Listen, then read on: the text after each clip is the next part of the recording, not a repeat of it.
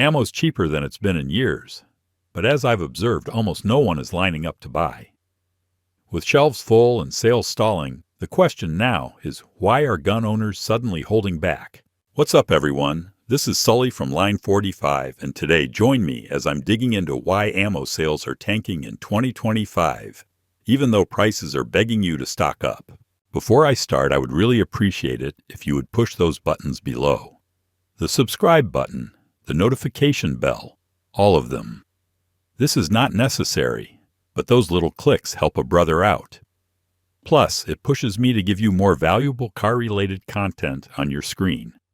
Now buckle up and let's get back to the video. Saw a stack of 9mm at my local shop last week. Brass Blazer clean and boxed, which cost 20 cents a round. That's not a sale price. That's where the market is sitting right now. Right next to it, a brick of 122 LR going for 5 cents a pop, and the shelf was full. Not locked up. No purchase limits. Just sitting there.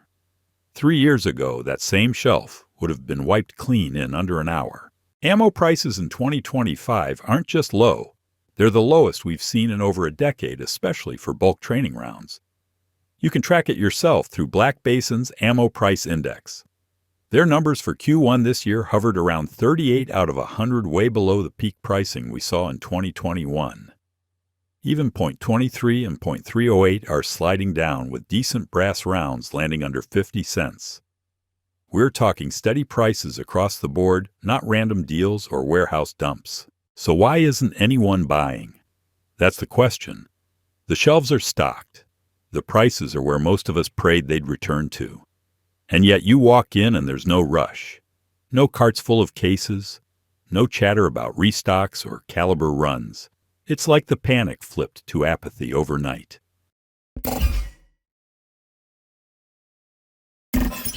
That leads us to what really might be happening here, and maybe it's not the ammo. Maybe it's the people who used to buy it.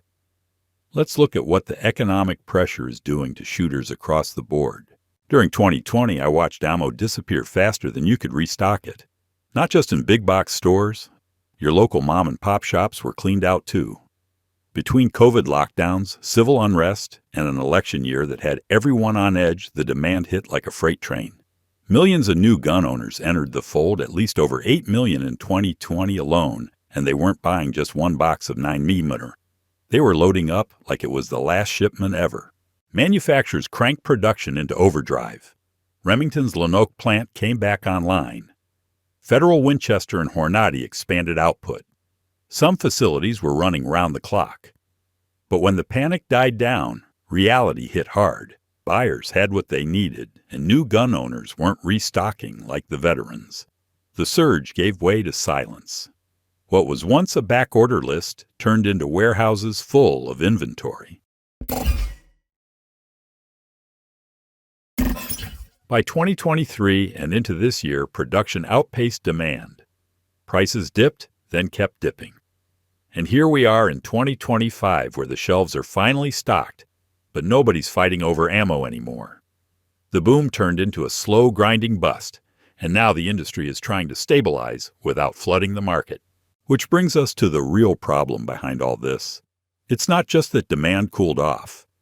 It's that shooters, both new and old, are being hit by something a lot harder than a dry ammo shelf, and that's real-world financial strain.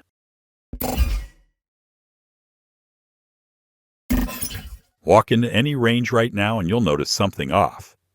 It's not the targets or the lanes. It's the silence. Fewer people are showing up.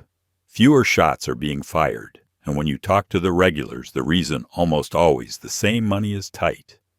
Doesn't matter if 9mm is 20 cents a round.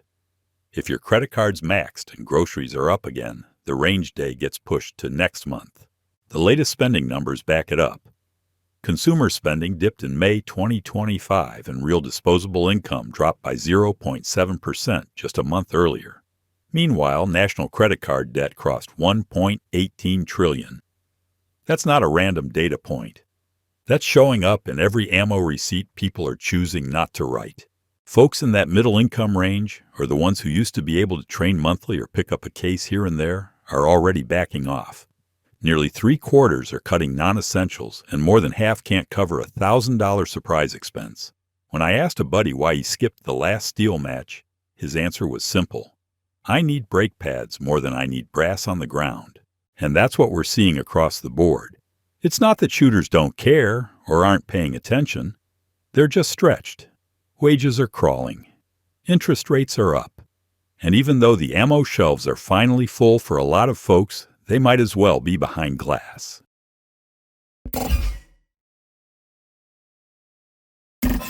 So prices are down, and shooters are feeling the squeeze. But you'd think with all the headlines lately, there'd still be some urgency to buy. That's the surprising part.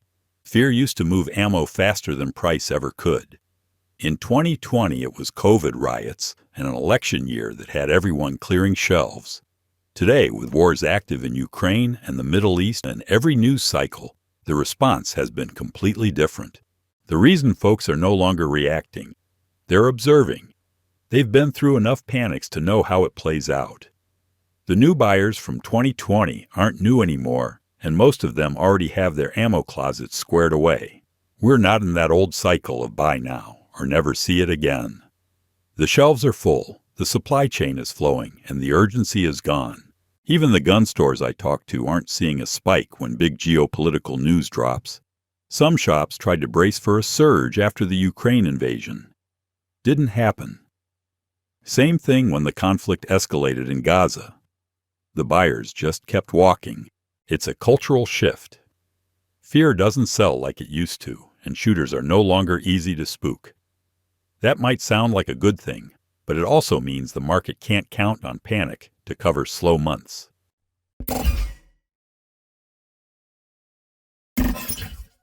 So if fear isn't driving ammo sales, what is? Well, that's where shooters have gotten smart, and we're starting to see a shift toward how and what people train with. Let's get into that next.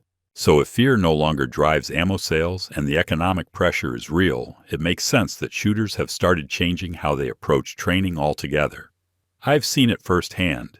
The same guys who used to rush bulk buys during election cycles are now tracking dry fire reps instead of round counts. One friend of mine runs a Glock 19 with a Mantis X every week in his garage.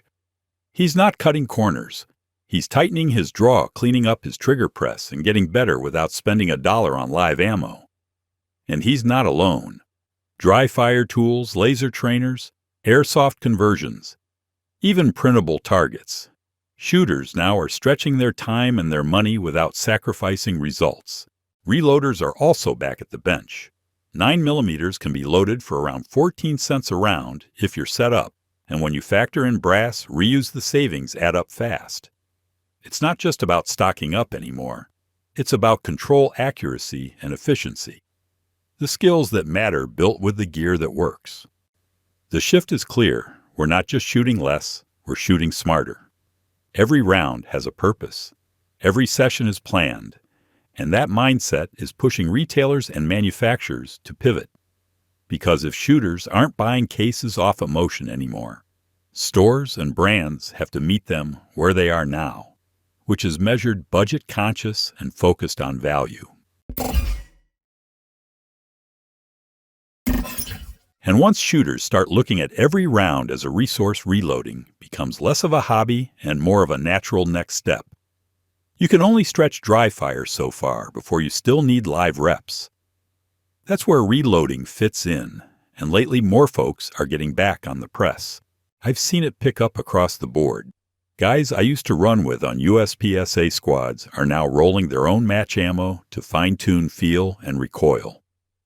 Another friend built his entire reloading setup, second-hand loads 9mm at about 14 cents a round, and hasn't bought factory ammo in over a year. For people who shoot regularly, those savings aren't optional. They're survival. Market numbers back it up. The global reloading gear market was valued at $4.5 billion in 2023, and it's on track to hit nearly $8 billion in less than a decade. That kind of growth doesn't come from nostalgia. It comes from necessity. People want control over their loads, their cost, and their training pace. And with more reloaders in the game, Local shops and big box retailers are starting to adjust too. You're seeing more reloading supplies on shelves, more once-fired brass in bins, and more conversations at the counter about powder availability instead of panic stock-ups. That shift isn't just at the consumer level. The manufacturers are seeing it too. To be fair, hops and manufacturers are catching on. You don't need to dig far to see it as local gun stores are reshaping their shelves. The same counter that used to be lined with overpriced bulk 9mm now has reloading presses, powder scales, and trays of once-fired brass. That isn't a clearance move. That's a shift in who's showing up and how they're spending. Retailers are adjusting by leaning into services. Around here, it's common to see shops offering optic installs, AR builds, and NFA paperwork help. Gunsmith benches are active again. Ammo sales might have cooled, but the shooters coming through the door are focused and invested, and the industry's responding with real-world utility, not panic-driven inventory. Manufacturers are following suit. Hornady, Dillon, and RCBS are pushing updates to gear. Shooters actually want progressive presses that save time, digital tricklers, and better primer systems. Ammo companies are cutting fringe calibers and focusing production on the staples like the 9mm .23 or .22 LR. They're not flooding the market, they're trimming and targeting. Even the big box chains are shifting gears. I've seen more reloading gear than bulk case discounts lately. That tells you where the demand is coming from. Still, not everyone's buying at retail anymore. A growing number of shooters are skipping stores altogether and finding better deals somewhere else. They're hitting the gun shows or working the private sale circuit, and honestly, it makes sense. I was at a show in Oklahoma not long ago, and it was packed. Guys were walking around with cash in hand, looking for brass components or just a deal on bulk ammo that didn't come with shipping fees or a credit card receipt. You'd be surprised how much trading is happening off the books. Ammo cans full of factory 9mm reload ready. 223 even sealed tins of 7.62 by 39 are all changing hands. Between guys who've been doing this long enough to know what a fair deal looks like. No shipping delays, no state-level limits, and no waiting on back orders. Just clean brass a handshake, and you're on your way. Gun shows aren't what they used to be either. It's not just dusty mill surplus rifles and overpriced knives anymore. There's real inventory now. Reloading gear, factory ammo cast bullets, and even niche calibers that aren't worth stocking in big shops. According to the numbers, over 5,000 gun shows are held in the U.S. every year, and attendance keeps growing. That tells me shooters are getting more selective and more mobile. This shift off the retail grid isn't a side effect. It's part of the new ammo economy. And if more of the volume moves to shows and side deals, it'll affect how we track trends, spot shortages, and even think about regulation.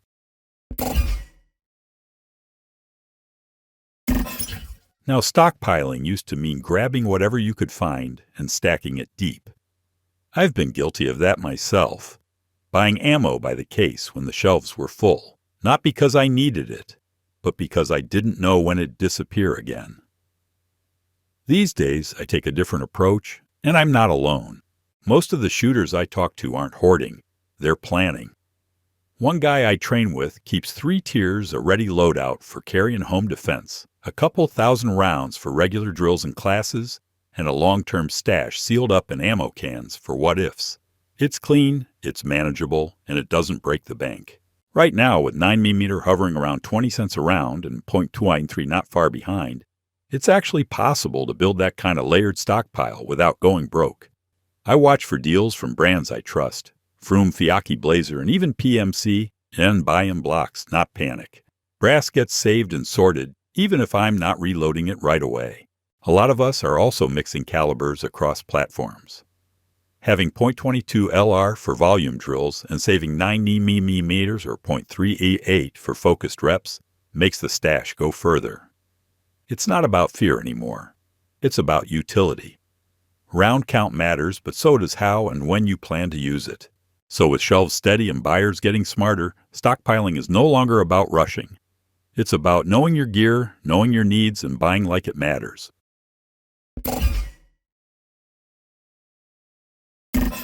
I've watched the ammo world change fast. One day, you couldn't find a single box of 9mm anywhere. Now I'm walking past pallets of it at 20 cents a round, and nobody's rushing to grab it. It's not that people stopped caring, it's that we've changed how we approach shooting. Between inflation, tighter budgets, and smarter training habits, shooters are being more calculated. I talk to folks at the range and online who train with purpose, stock, with intention, and stretch their dollar as far as it'll go. Reloading benches are active again. Dry fire tools are getting more use than ever. Gun shows and side deals are turning into legit sources for brass and bulk. We're not reacting anymore. We're planning. A lot of guys I shoot with keep a layered stash, carry ammo on hand, training ammo ready to go, and a sealed stash packed away for the long haul. That's not panic. That's strategy. The whole culture feels more disciplined and more focused. And the industry knows it. Shops are changing, factories are adjusting, and the shooters showing up now are tuned in. Not just spending for the sake of it. So as prices settle and shelves stay stocked, it's less about how much you buy and more about how you use it. If you're shooting smarter in 2025, you're not alone.